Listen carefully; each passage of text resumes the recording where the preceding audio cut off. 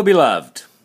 This is son of John, Tony, to some, and to Stephen and Ashton, I'm known as Papa. Ashton is 6, Stephen's 14.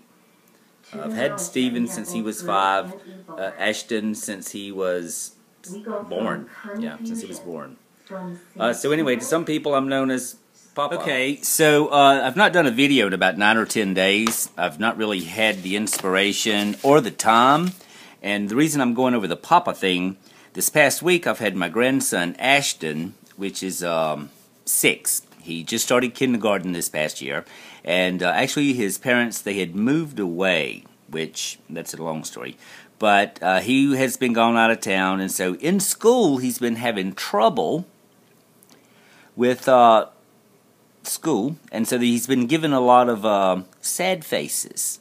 Well, this week Papa had him, and he was going to spend the week with me, and we were going to work on these happy faces and sad faces. And what I'm going to try and lead this to is Anna's video. This is a Monday evening. I'm not sure the name of it. I'll have to edit a subtitle on here. But what I want to try and catch up with is, because I've had Ashton, I've not done videos, but I've been gathering some inspiration, and what I have gathered, this is what I want to share with everyone this evening, because I thought it was pretty interesting how it associated with Anna's video, because this week she's been doing the smiley faces and the frown face, and I totally understand the program. And what I want to show is, this week while Ashton was here, we did some schoolwork. And this was him learning to write, and then he wanted to know how to spell my name, and T-O-N-Y, but I want you to note this symbol here. Okay? And then he had done it here, and he had done it here. And then I tried to show him a Y here, and had done like yo-yo, you know, just show it. So I want you to note that. And then this is sort of showing the smiley faces and the sad faces. Okay, and so it's really been weird because I've not done a video, but I've seen Anna this week, and I've still been trying to keep up with everything.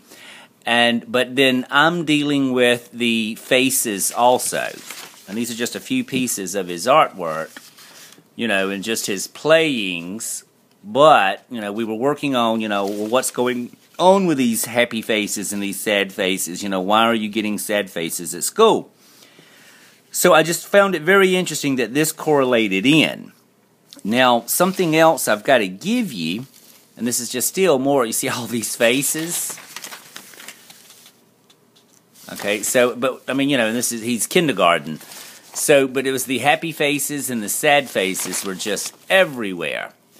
And then, there was one other thing that he had put in his drawings that I found so profound because it looked even still like one of Anna's. But anyway, I want to move on because in addition to that, this week, where she's talking about Adam and Eve,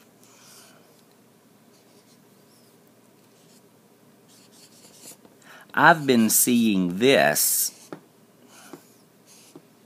week. Okay, and it's the apple, but it has 2 bites out of it. Adam and Eve took a bite. You see, it's kind of funny. We're shown sort of the apple with just a bite out of it, but that's been on my mind. Now, I got to put this in here. Now, it's going to be some skipping around, but I've got to move fast to cover all of this. Anna's talking also about time. Well, today I had seen something, and I went and sort of checked it myself. Cartier watches. Cartier watches. All of the watches has the time of 10:08.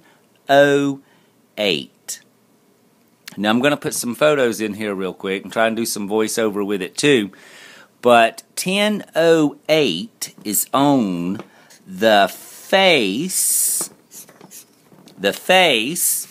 all right, and I'm going back here to the face, because Anna's talking about time, see, the face. So Anna's talking about time this week, and tonight she is, I'm sorry, it's Monday night, and she's got the time thing going, but she's tied in the face and time, and I found Cartier watches, see, it watches time, all right? They all have 10:08 on any advertisement or any commercial. If you see the face of the Cartier watch, it's 10:08. There's a slight variation about 09, but that's understandable too. It's a slight 08, 09. It's a 1 minute lapse in there somewhere. So here's some photos of this, the Cartier watches. Well, what I started doing when I got this information, I started looking at time. And I was thinking, wow, how did every photographer take a photo of that watch at 10:08? And I thought, well, how many possibilities are there? Well, if there's 12 hours and there are 60 minutes, this equals, yeah, I had to make sure my math was right, 720 possible photos, right? But all of them are 10:08. Now, I want to show you this real quick. 8 plus 1 equals 9. 1 plus 2 is 3, plus 6 equals 9. 7 plus 2 equals 9. Now, 720 is the value of 72, and I've shown in my past work, mathematically, numerically, gematria. Okay, 72, okay, and this is balance. I've said that's balance, 72. All right, but now what I'm going to show you is AM and PM. So now there's 720 possible views of a face on a clock. All right, which is but if you consider AM and PM, there'd be another 720, and 720 plus 720 is 1,440. Okay, the 144. All right, now 4 plus 4 plus 1 equals 9. Now, also, in my math, and this is just how crazy my little world runs, okay, we have 1 through 12, 11, 12. Okay, well, you see, all through 12 and everything, there's 12 tribes of Israel, there's 12 zodiacs, there's 12 and a dozen. I mean, it just goes on and on and on and on and on. Okay, but you see, in the weird way of everything, it must be 13. So where is 13 on a clock? You see, it's the hands of time, all right? And these are the rods. They're little metal rods. But see, 13 is the observer of time. So and this is the thing, several years ago when I started changing the way that I've been changing, one of the first things I did was took my watch off. Okay, I did not want to be bound to time. I wanted to eat when I wanted to eat. I wanted to sleep when I wanted to sleep. I wanted to go when I wanted to go. I didn't want a clock telling me. All right, so anyway, the 13 is in the center. It's the metal hands, 13. And what else have I got to put in here, though? So now this is what I got to take you to. 10:08. Okay, 10:08 is a date, okay? And the date is Wednesday night between 10:08 and 10:09. That's the reason in the variation between 10:08 and 10:09. It's the date of the 8th and the 9th. And this date, what is happening is the blood moon, or the blood red moon. Now, in this, the blood red moon and the eclipse, what's really kind of funny is right behind the moon's going to be full, it's going to be a super moon, it's going to be blood red, and it's going to be eclipsed. And directly, okay, if this is, we're on the earth and we're looking at that, directly behind that is going to be the planet Neptune. Pull the thing down. It's going to be the planet Neptune. This is just space in between. All right.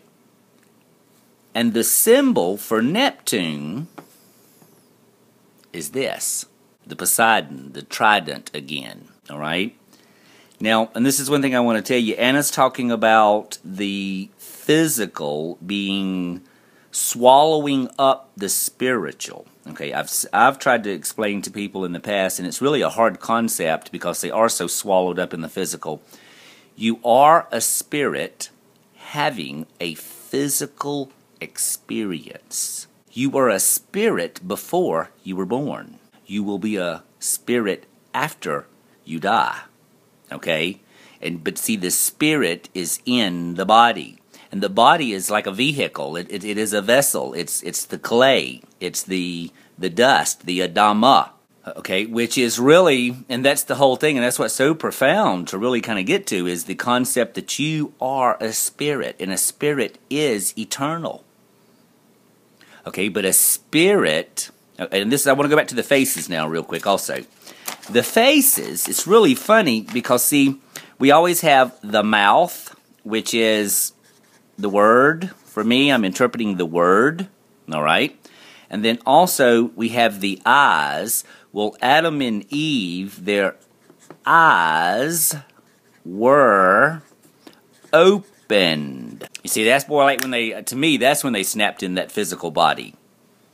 You know, when they sort of become trapped in the duality and sort of bound some way in this physical world. All right, but what's really funny, what's missing in these faces is the breath. You see, because Scripture says God breathed the breath into the nostrils, you see, of Adam. All right? And the way I look at it, yes, you've been separated spiritually and sort of bound in the body, and somehow time has something to do with it. I can't get it all, but this is just the way it sort of worked out for me this week with the numbers. And 9 is a really big deal because when I talk about the Merkabah, the understanding that I have of, and I can't really put it on here for you because I'm going to get bigger. In the Merkabah, you have 6 on the outside. 1, 2, 3, 4, 5, 6.